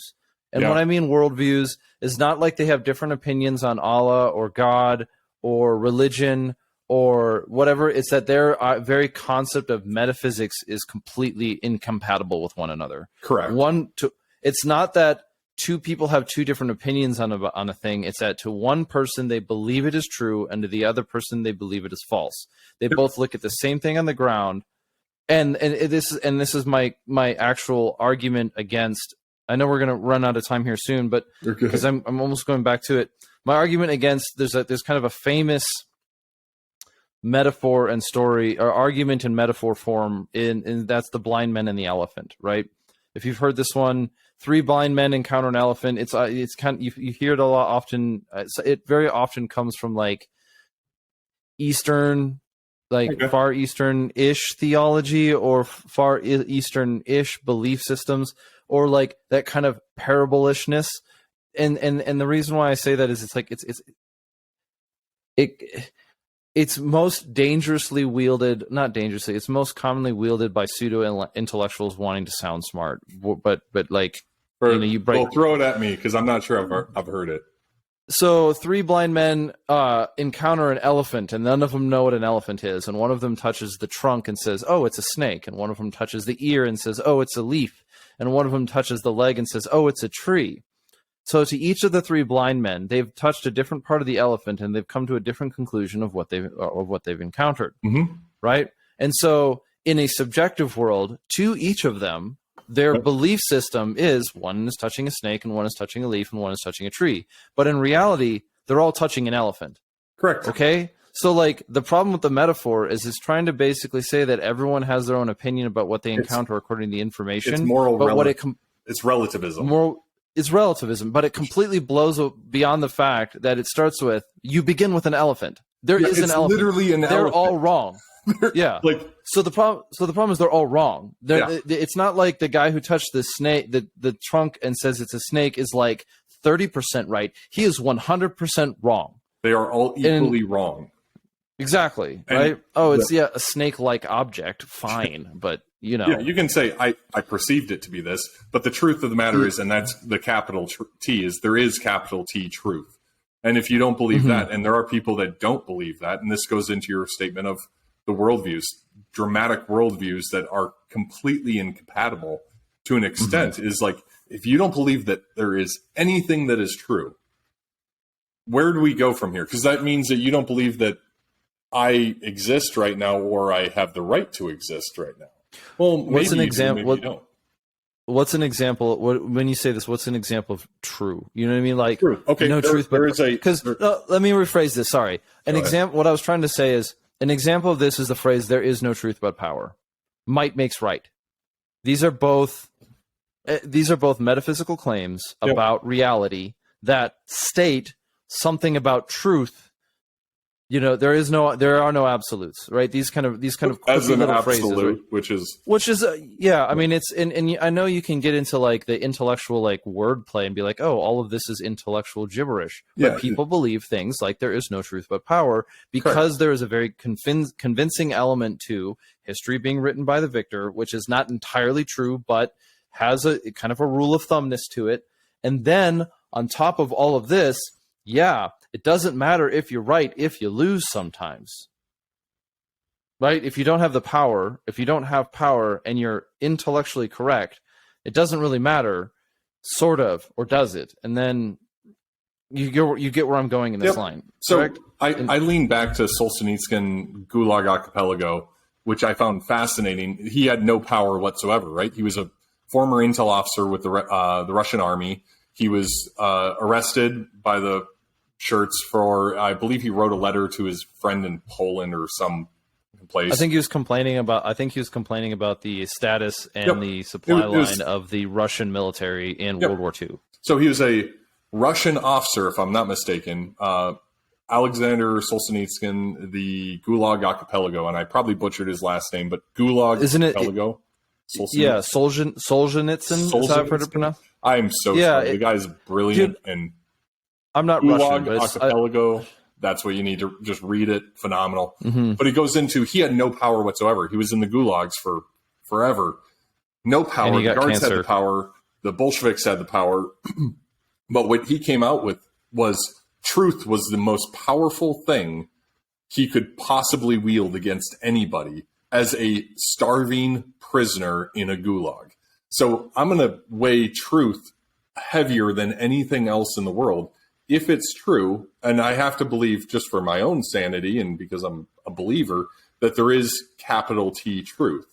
And if we don't believe there's capital T truth, I don't need to have an argument with anybody because I don't even exist in that argument. But for the people that do or believe that there is probably truth, capital T truth, it is the most powerful thing ever to harness truth. As Solzhenitsyn or Alexander said, they knew they were lying. We knew they were lying. They knew we knew they were lying. Everybody knew it, but no one said anything about it. And that was what allowed the process to continue, is nobody spoke truth. And so the plea that he had for everybody in the West who hadn't gone through that was do your best not to lie and to speak truth whenever you have the ability to do so. Because that power is ultimately what took down the entire Bolshevik revolution and communism in the sense of where it was in Russia. Now we've just exported it here and trying to bring a new version of it. So that's where I personally value truth from not even a theoretical, but a very practical weapon system deployed by people who went through stuff that I truly, reading it, can't even fathom, truly can't fathom what they went through, even reading their own words. Mm-hmm. And so when it comes back to surveillance systems and information gathering, and I think that the strongest argument I can make ethically, the strongest ethical argument I can make about privacy, defending privacy, is that just as no one individual has the right, or just as no one individual is given or has the, just as no one person can invade the privacy of another's without treading on their right. What's the word? Without there's a violation. It would be infringing on the right, right? Yep. Violating or infringing. Just as no one individual cannot cannot violate another person's privacy without infringing on their right, which is in itself an immoral action. Correct. Because the government is consisted of people. Yes. It's constituted of people. Therefore, a government, no matter how many or how few sit within the concept of an organization of a government, have the right to violate the privacy of its citizens without invalidating its own moral standing. And a government without moral standing is not a government that should exist. Especially under our structure of a government for the people, by the people. if you had everybody vote on how much data is being collected, I'm guessing a vast majority of Americans would vote against the amount of intrusive data collection that's happening in their own day-to-day lives. And what I'm saying is the breadcrumbs, you actually have some control over it. Not complete control, but you do have some control over how many of those breadcrumbs you just shovel out to the web or in your day-to-day life. And I'm saying it's really easy to point the finger, and even in the gun culture, we do this. Oh, I can't believe they're going to do this. I can't believe they're going to do that. Like, just take the responsibility. They can't believe they're going to manage your own house, right? First, and then after you manage your own house, you can go work on cleaning up everything else. Okay, so breaking that down. Yep. When you're using the example, I can't believe they. Who is the they, and what are they doing? Are you talking about like I can't believe that the ATF is trying to regulate frames and receivers? Yeah, is this sure. an example? We'll take that one. Okay. And you're like, oh, you really can't believe it? Like, can you actually not believe it, or are you just using that as hyperbole because it's so ridiculous that a block of aluminum, a 0% receiver, could be construed as a firearm? Or is it that you can't believe? Like, it goes into the argument of the authority on how they're acting. It falls into the classic issue of people saying, "Oh my goodness, did you see that the communist did a communism?" Right? Like, oh, shit. Wow. I see this on political pundits all the time. And that frustrates me. It's like, okay, so somebody's a disingenuous actor. Why are you acting surprised when they act disingenuously? Yeah, and the gun control conversation is so obvious, right? In 2015 or 14, sorry, in 2013, I'm getting all my teens incorrect. After Sandy Hook, a number of political characters got together and they in the news and they all said the same things, right? A whole bunch of bad information was communicated to the culture. Ghost guns became a word, and silencer machine gun, whatever, right? All fully of these fully semi-automatic and magazine clip and all these kind of things, right? So dumb. This is where Obama in his infinite wisdom was like, oh, it's easier to buy a gun than it is to get a library card, or it's easier to buy a gun, and they just repeated some nonsense like this. The mayor of Minneapolis Fry, just said it's easier to buy a gun in Minneapolis than it is a fresh apple. And it's like, okay, well, you know what? You're the damn mayor. If you are so poor at feeding your citizens, that sounds like a you problem, man. This sounds like you did. It's so dumb.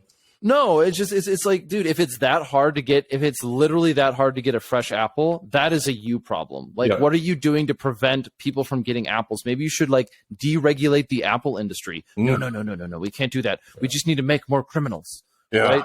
So the problem is that you had all of these talking points that came out of the post Sandy Hook era, and they were, by freedom of speech, demolished across the internet and made into a caricature of a human being. Great memes, right? Yep. Great memes. Dude, if you're still saying 30-round magazine clip, stop talking. You're not this. You know what I mean?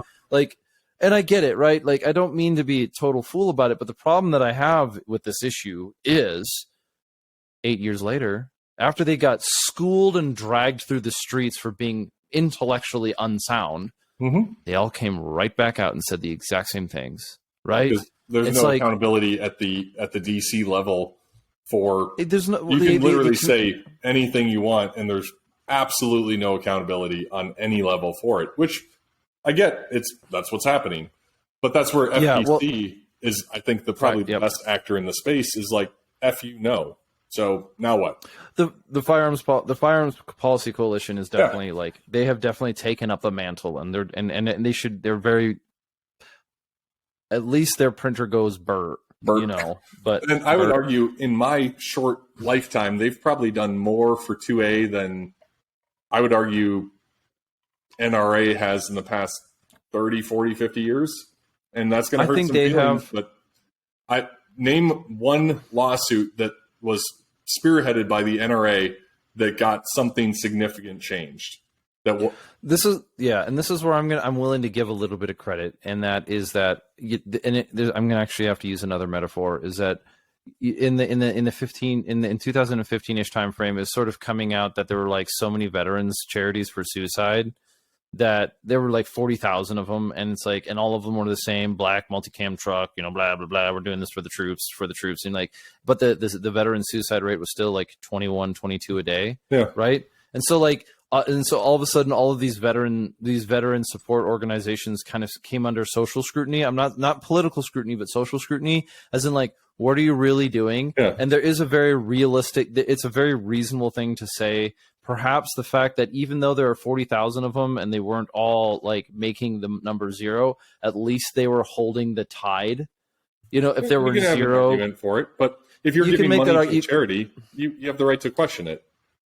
You do, right? So I think there, you know, like, and I have not done a deep investigation of the legal successes or whatever of the NRA itself. However, what I can say is that the NRA era went from a very limited carry status across the country to concealed carry became a thing.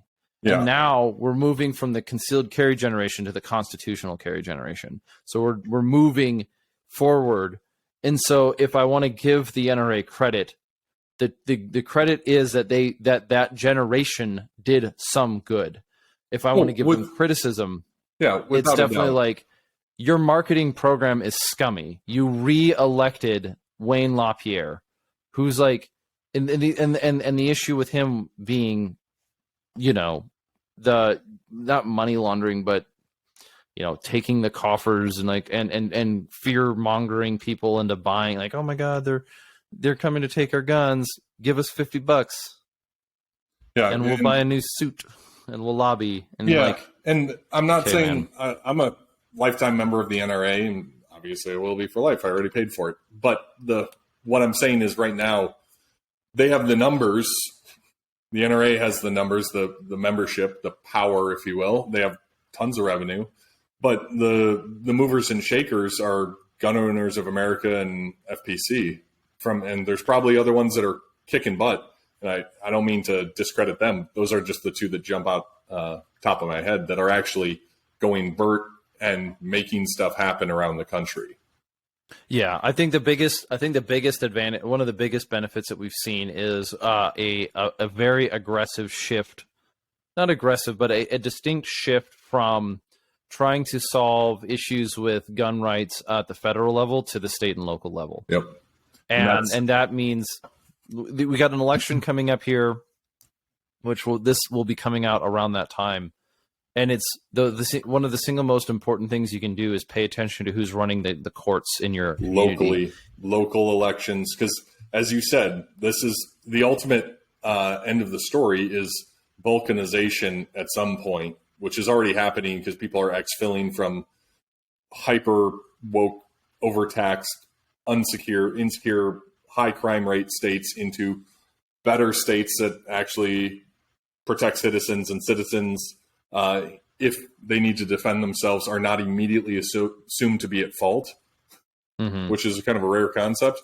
But then it's not a rare concept. It's a normal concept in certain states. Well, but what we're seeing is a complete balkanization of the U.S. of just people choosing to, almost Atlas Shrugged, who is John Galt, leaving instead of going to a hideout in the mountains. They're saying, no, I'm going to go to Arizona. I'm going to go to Florida, Texas. I'm going to go to Idaho. I'm going to go anywhere else but Portland or LA or New York. I'm leaving these places because they've lost me. And now I'm going to go to Tampa or whatever it is. So yeah, I think, yeah. So in kind of closing this up a bit, the networks that people have created, we naturally, by existing in a social environment, create ourselves a network, which through cybersecurity, through cyber surveillance, can be weaponized against somebody. 100%. Let's answer two questions. One, how is information gathered on a person used against them? From either I can go from the malicious actor / government targeting direction, right? And then the second question is community building that, community building, whether it's regional or not. So I have a network of people that I work with I have a network of people that I communicate with through this podcast. By doing this podcast, Yep. I am producing or participating in a network, which is gun culture writ large, where I'm talking to you this week. I'm talking to somebody from Texas tomorrow. I'm talking to somebody from Maine in 3 weeks. I'm talking to somebody in Seattle in a week and a half, whatever, right? So now I have a non-local network. And I kind of butchered this whole thing because I two big ideas. Let's go back to targeting. How can information gathered on you be used against you in a very real way? When does the digital turn into physical? So let's say you're just completely lazy. You don't really care. You leave your breadcrumbs everywhere. You use Google. You have Alexa. You don't. Passwords are hot garbage. It's like 1, 2, 3, 4 or password, and that's on all of your stuff because you're like, I don't do anything wrong. I'm fine. Well, let's say for whatever reason you gain the eye of somebody who you've wronged in work or something, somebody who had a infatuation with you at your office, etc., somebody who's mentally unstable, but you've left all your breadcrumbs everywhere. So now they can find out the car you drive, they can find out your phone number, they can find out your home address, they can find out if they have any motivation whatsoever, they can find out what you search, what you buy, how often you come and go. And now once you have that pattern down, now you can take that digital pile of trash that nobody really pays attention to, those breadcrumbs, compile them into a real world executable act of violence or malicious attack. Dumpster diving, now you can easily pull all their stuff out of if you don't shred anything, you have mail delivered to your house, pull out a credit card in your name, identity fraud. So the more layers of just reasonable, we're not talking about living in a bunker, more layers of reasonable mitigation on your breadcrumbs, digital breadcrumbs, the harder it is for people to do identity fraud, to find out where you live, where your kids live. I mean, to get into your bank accounts, look, we don't even have to go into violence. They can just destroy your life by emptying your bank accounts and converting your mortgage over, literally stealing your house from you in paperwork online. Like, I'm not saying we should all be like, clutching our pearls every day, but why are we willingly throwing out all this data that can so easily be manipulated and used against us? So identity theft makes identity theft is one very distinct issue. Another one I'm tracking from this one is that let's say you have a malicious actor wants to cause physical harm to you or doesn't like your politics or whatever it is, right? We see this issue with doxing. It's very straightforward. Yeah. There is a group of maybe let's just say mentally unstable protesters. I'm not trying to be like political about it, but like use this as an example. And now, and they're easily triggered by simplistic language, right? Mm-hmm. If all you got to say is point finger, say white supremacist, and they'll burn the house down with a family inside. Yeah. Right. So all you got to do is like, I know where Peter lives. Okay, cool. He was on a podcast talking about truth, which means whatever it means today to talk about. He was talking to another white man, therefore they're white supremacists. I don't care, man, dude. It doesn't matter. It doesn't need to be founded in truth. But if I know that if I know that there's a group of easily manipulated people who, which is an entirely ethical question in itself, because I think. In humility, each and every one of us is easily manipulated in a certain way.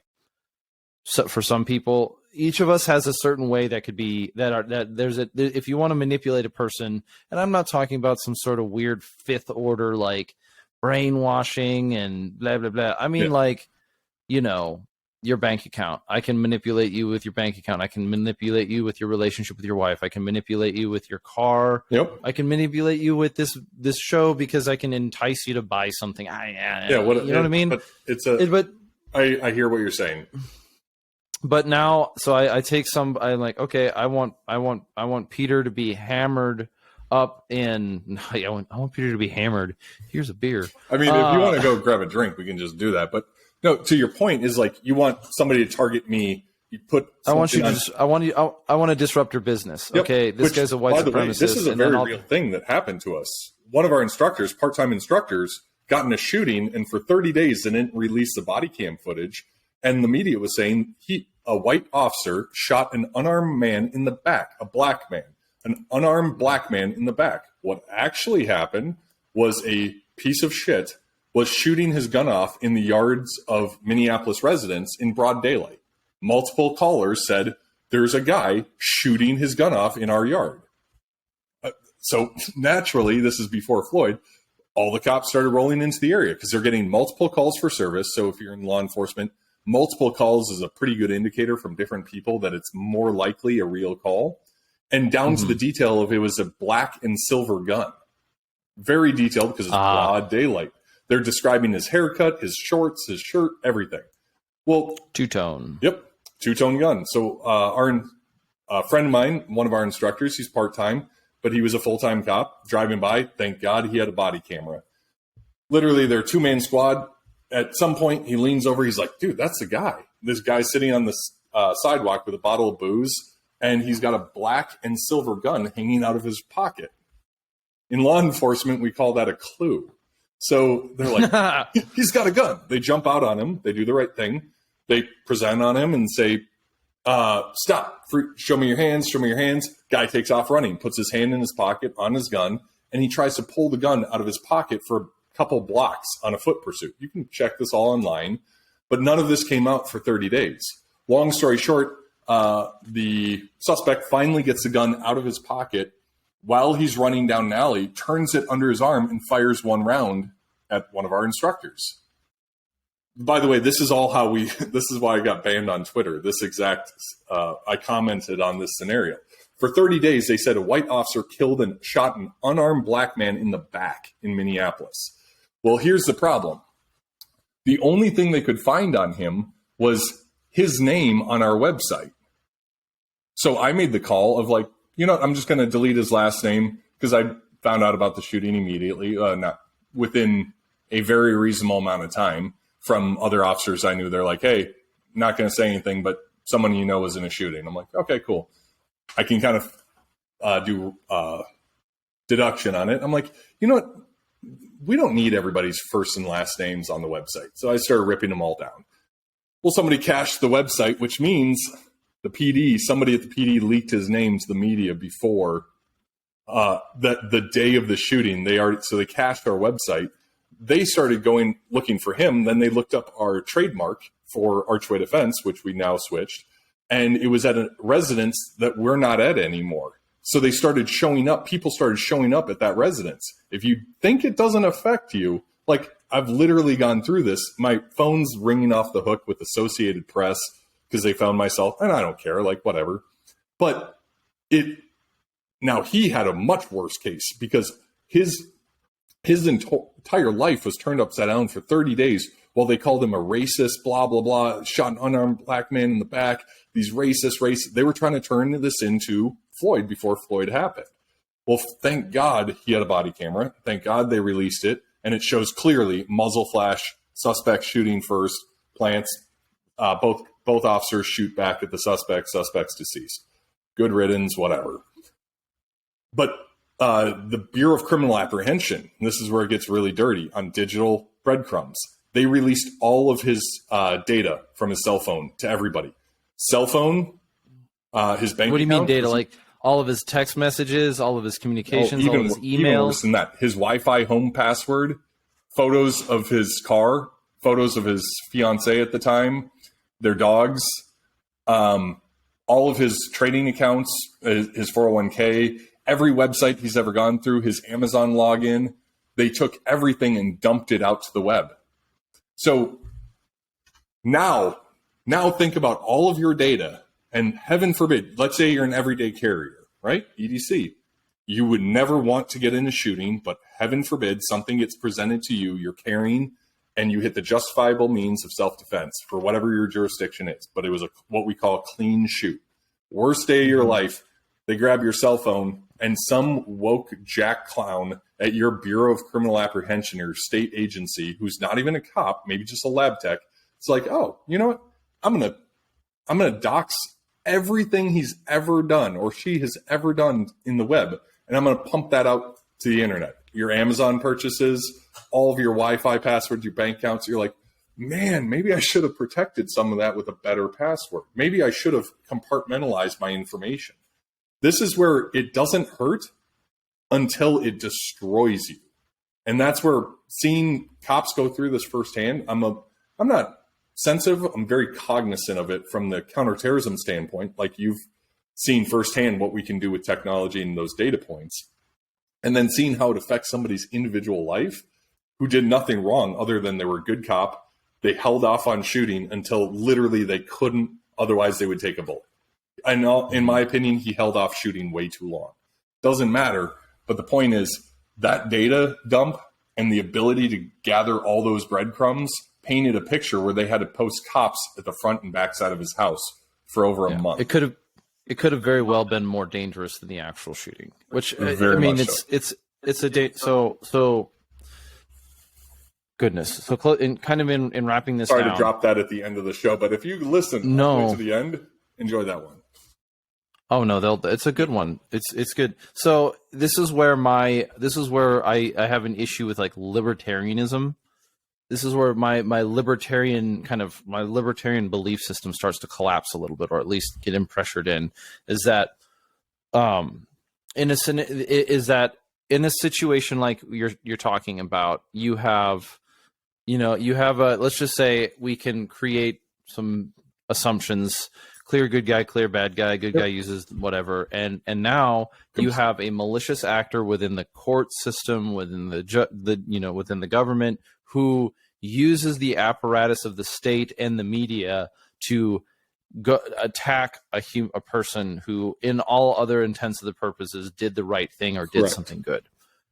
And as a libertarian, I would say people who do those things, who attack, let's just say, you are the person who does the good action is also a Christian, and so now somebody who doesn't like Christians in the government decides to basically attack this person because of their faith. We could say that alone is disqualifies you for government service. So then I would want to have a system in place where people who believe certain things are not allowed to work for the government. We already have something like this. If you believe in some sort of racial supremacy, you're not supposed to be allowed to work for the government. For a long time, your top secret background, at least on the Fed side, was checking to see if you're a communist. Yeah. I mean, that was an ideological alignment that precluded you from government service. Mm-hmm. Well, I mean, and the difficulty about communism is that it's necessarily invasive. Yep. Right. It's necessarily invasive. It presents itself as something beneficial, and then it rots from the inside out, both ideologically within the mind of the individual, which is why I think communism so often just kind of collapses into genocide. Yep. It has to. It's a natural progression, but yeah. Well, we're at the end of our time. Yep. So I had brought up two things. One of them was. The last thing I want to talk about was community building, right? So you have a business where you travel around the country, and so you know a lot of people, but you also have a network within your physical environment. What were the things that you did that said, okay, this made it work when it came to a larger network, or not a larger network, but a decentralized, a non-location bound and a location bound network, right? How would you recommend people do that and build that and get involved with each other? And I'm not saying build a community. I'm sorry. I'm not saying build a company. I'm talking about a community. Yeah. I mean, the relationship you and I have, and we have friends out in New York that are similar to us. And I travel training thousands of cops, and I stay in contact with a lot of those guys. If you're going to build a network, it comes back to that, how to win friends and influence people. If you genuinely don't care about them, the other person, you have to genuinely care about somebody. And if you can't find that inside of you, you should remove yourself for a while and kind of do some inner searching on like, what is wrong with me? Because the people that I have around me, I genuinely love in the most wholesome sense of the word. And I care about what's best for them, not just like in the doomsday scenario, but in life. So if they have a problem, like pick up the phone, we talk, right? And you help and you work through family problems or marital problems or business or whatever it is, or just you're having a bad day. If you don't care for the person, if you don't truly care for the person, that's a pretty good indicator that they should not be part of your network. So genuine, reflect on that before you just try to like build a network to build a network, because then it becomes second nature. You're like, oh, I like this person. They're a good person. They're an honorable person. Not that they're perfect, because I'm not either, but I know that they strive for truth. And that's why I hold that capital T pretty high. And then the other thing is, I was just having this chat with another good friend in business, and it's the belief that nobody has the right to be in my life. No one. Literally, no one has the right to be in my life. Neither do I have the right to be in anyone else's life. I have to earn that minute by minute, second by second, just as everybody who I let around me has to earn it minute by minute, second by second. I'm okay with that. I want to add value to the people around me. So instead of looking at it from building a community of like, oh, I need a shooter, a sniper, a welder, a blah, blah, blah. Like, find people you actually like. Church is a really good place to find them, or similar activities or healthy activities. And then build up the belief system that you have to add value to their life and earn the opportunity to be part of their life, whether it's just going out having a cup of coffee or a beer or whatever, BSing in the garage or going to the range one day or going to the gym. Like, one of my instructors was nice enough, came in from Colorado. We worked out this morning together. I appreciate that, because I have no right to interrupt his morning routine, and he has no right to interrupt my morning routine, but we earned it together. And that's what makes that community, earning that opportunity together. And I think that when you approach it from that, nobody has the right to be in your life and you have no right to be in anyone else's life, there's some humility there where you're like, you know what? I have to be a good person. I have to work my ass off. I have to do the right thing. When I do fail, I have to admit that I failed and not just try to shrug it off in some ego bullshit. Without getting too long-winded, I think if you start with that, you'll go pretty far, not just with this topic, but in life, I'd hope. Value add. Focus, instead of focusing on what it would be like. Well, instead of getting around with your friends and talking about what it would be like if we had a community, sit down with yourself and say, what can I do as a value add to my friends' lives? Yeah. And earn that time together. Not what you are, not your unreached potential, not like, oh, no one recognizes that I'm willing to do this for them, right? Like the meme, the guy standing in the corner. My reloads are so good, dude. My reloads are so good. They are. I mean, cool. But the point I'm saying is like, it takes a certain amount of humility to recognize that you're complaining about something that isn't that you haven't created and haven't done. It takes a certain amount of humility to recognize that you're complaining and not acting. And I think that it does the criticism will be understood. So cool. Well, sir. Well, thank you. We're going to wrap this up. Thank you very much for this another part of one of these long, really good conversations we have. It was awesome. Let's go back to replugging in. Where do people find you? How do they follow you? Yep. Peter with Archway Defense, archwaydefense.com, or on social media at Archway Defense. Training company, training coast to coast, border to border, law enforcement, corporations, and individuals. Okay. And then if you go to our Instagram page, you'll see that you and I have done some collaborations. Kind of cool stuff. If you haven't yet, go watch Cabin in the Woods. It's so on this YouTube. It's on the YouTube channel. It's on the Instagram page. You got to find it. Good luck. Thank you for supporting us with merch. Thank you for only a couple being left, a part right? of. Hats were down to 4. I think there's 4 hats left. Dude, at the time of recording, there's 4 hats left, but we do have a fairly decent stock of shirts and patches at this point in time. So, yep, there it is. A little redacted on the back. But redacted on the back end, Archway on the front for the hats. If you're worried about getting a shirt, we have a decent stock. We made a pretty large order when we got them in. So I'm not entirely worried about running out of shirts now, but the only thing I can say is we probably won't be reprinting them because they're limited to the season, and so by the end of season 1, it's such when they're cool gone, business they're gone. model, man. Like, make it unique. And especially if you guys haven't seen this shirt I don't want to give anything away, but on the inside of the shirt, I've never seen the inside of a shirt cooler than the outside of a shirt. It is so epic. Like, love what you're doing on Redacted. It's an awesome business model, and you should be really proud of what you built, man. Well, you did help me out on some of it. So with that, we'll close. Thank you very much, Peter, and we'll talk to you soon. We'll have you on the show again sometime. Bye.